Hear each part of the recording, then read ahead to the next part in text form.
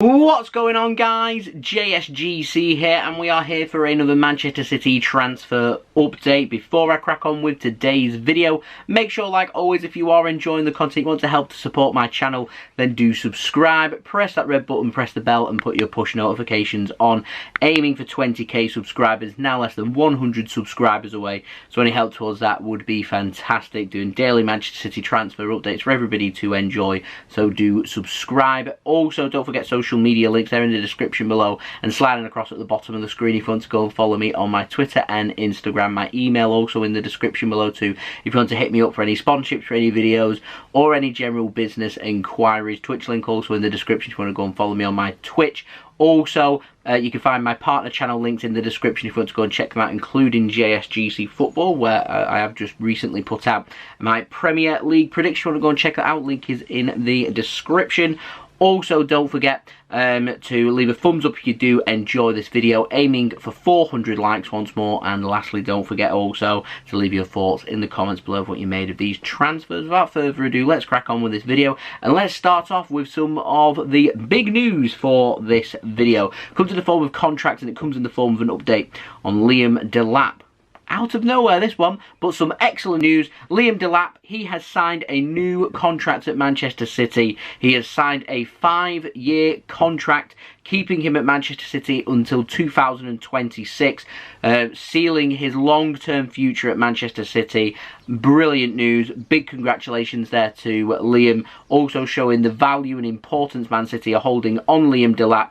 And if he decides to head out on loan, or City decide to loan him, then that's the route that we're going down. If not, then it's going to show that he has value to the first team, that we've put him on a 5-year deal and he's in and around the first team squad as well. So exciting times there for Liam Delap, and a big congratulations to him. Now, moving on to the out, we've got a little update on Ko Itakura. In yesterday's update, we said that he had joined Schalke 04 in Germany on loan until the end of the season. Now we've had more details come out about this loan move. Manchester Evening News have provided us with an update on that, and they have said that the deal that takes Ko Itakura to Schalke on loan until the end of the season does also feature an option to buy, and the fee for that is £5 million.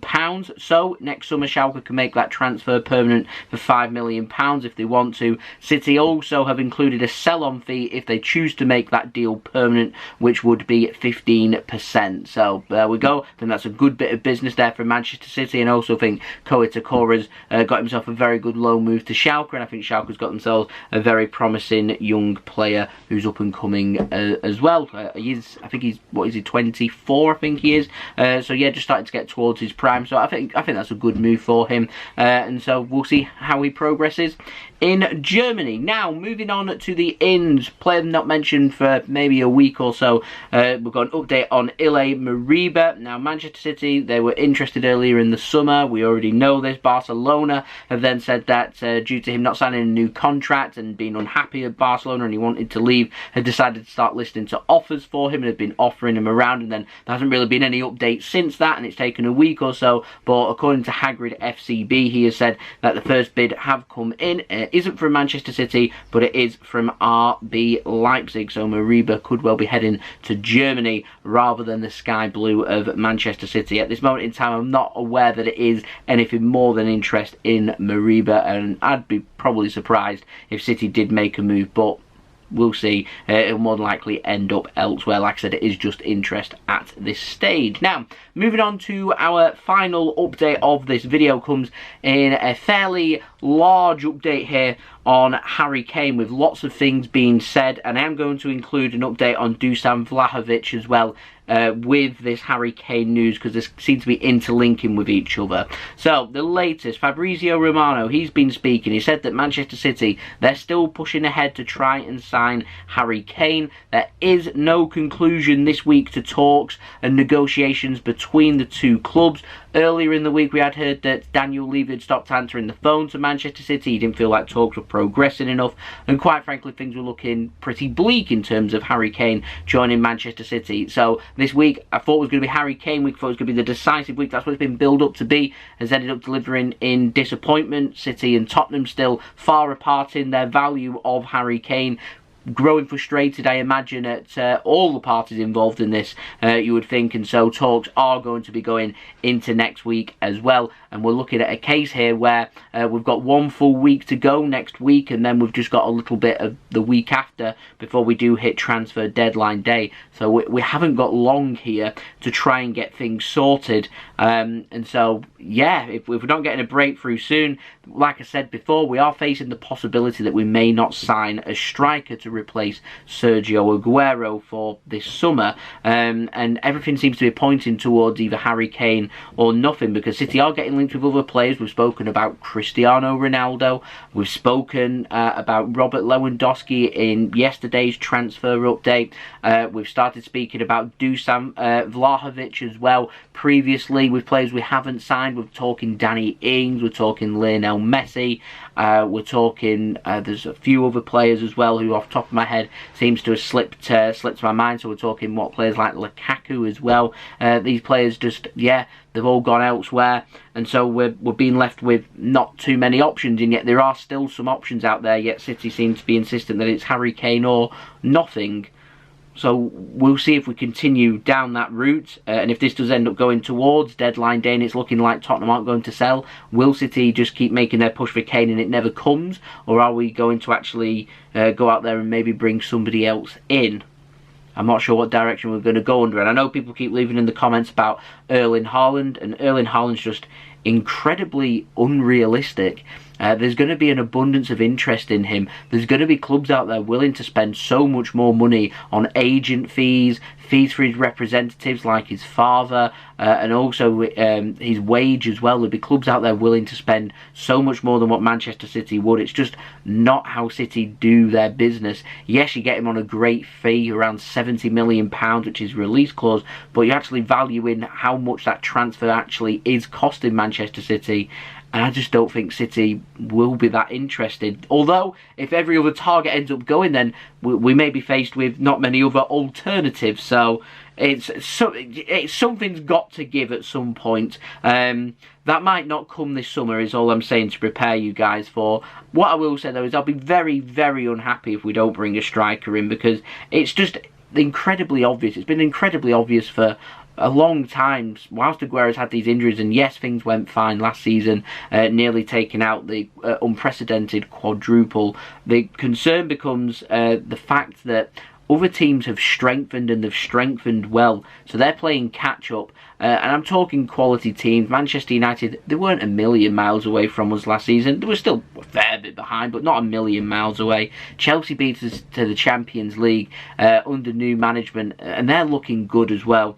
And so with them adding more quality, it's going to make it just a little bit more difficult, and I feel like we need to be making sure we're staying at the top, and the way you do that is keeping things fresh, that when players leave you replace them. And we've added good quality. Jack Grealish has come in, and I feel like that's a good replacement for David Silva, who we never really replaced from last season. Was hoping Bernardo Silva would be the answer, but his head just doesn't seem to be in it at this moment in time. And so Jack Grealish, if Bernardo Silva ends up leaving, we've got ourselves a great replacement. If not, we've got ourselves a homegrown player, class player, and a class player in Bernardo Silva as well. You're never going to say no to two. But with the striker situation, you need a goal scorer. Jesus, to be brutal, he isn't the answer. He's a good rotated player. He's a good option. However, he isn't going to be playing 8 games for Manchester City in the Premier League. He's not the player that's going to go out there and score 20 to 30 goals. And so we'd look towards other players. I mean, people speak about Liam Delap, but I know how Pep Guardiola works. It'll be Raheem Sterling and Ferran Torres that will be playing ahead of Liam Delap. If I knew that Liam Delap was going to be getting minutes, then I'd be very happy, because I think it's a good opportunity for him, and it'd be interesting to see just how he does. But City, if they're wanting to retain the Premier League and win the Champions League, then to me we need a goal scorer. And if that doesn't happen this summer, then I think it becomes very unlikely that them goals become realistic, just for how good everyone else has started to become. And so we need to make sure we're keeping on top of that by signing quality like Harry Kane. If we want Harry Kane, go and get him, go and get it done. And at the moment it's just no progress. It's stalling, and yeah, it could collapse. could well collapse. The question is now for Harry Kane, he's in a position because how long does Harry Kane leave this that he's not feeling up to it, his mind's not in the game, he's not up to speed with the pace of the Premier League and everything since coming back off holiday. How long does he leave it before he says, actually, I'm raring to go, I'm good to go, put me back into the squad? Wouldn't surprise me if that comes this weekend. And so I just get a sense that if that is the case and Tottenham are playing him, then Tottenham aren't really considering selling him if they're running the fact that he's playing for them and he's running the risk of picking up injuries and failing medicals, and quite frankly they're saying that they don't need the cash. And so, yeah, this is a very difficult, very sensitive transfer. People have been comparing it to Koulibaly, but I think this is a little bit different because in terms of getting this transfer done, to me it determines just where we're heading into the transfer market, because with the Kalidou Koulibaly one, that was a lot of smoke and mirrors, whereas my indication of this isn't smoke and mirrors. City want Harry Kane. We've passed up Messi, we've passed up Lukaku, there's a potential of passing up Ronaldo and Lewandowski to go out there and not sign Harry Kane.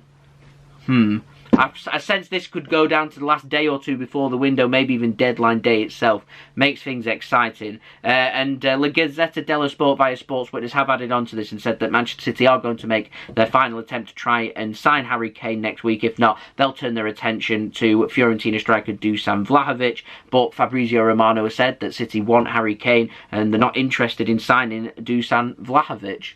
So I don't know. I'd love to know your thoughts, so in the comments below. Don't forget to leave a thumbs up if you did enjoy this video. Aiming for 400 likes. Like I said, leave your thoughts in the comments below. The Harry Kane situation. What are your thoughts? Let me know in the comments below. Subscribe as well to my channel if you are new around here. Daily Manchester City transfer updates for everybody to look forward to. Do plenty of Manchester City content as well, so do subscribe if you haven't already. Aiming for 20k subscribers. Now less than 100 subs away, so hoping to hit that this weekend would be fantastic. Also, don't forget my social media links. They're in the description below, sliding across at the bottom of the screen if you want to go and follow me on my Twitter and Instagram. Email also in the description below too if you want to hit me up for any sponsorships for any videos or any general business enquiries. Twitch link also in the description if you want to go and follow me on my Twitch. Partner channel links, they're in the description as well, including my link to JSGC Football if you want to go and subscribe to there. That would be fantastic. Like I said at the beginning of the video, I've just put out my Premier League predictions for the season. I'm going to be doing more football content over there that isn't really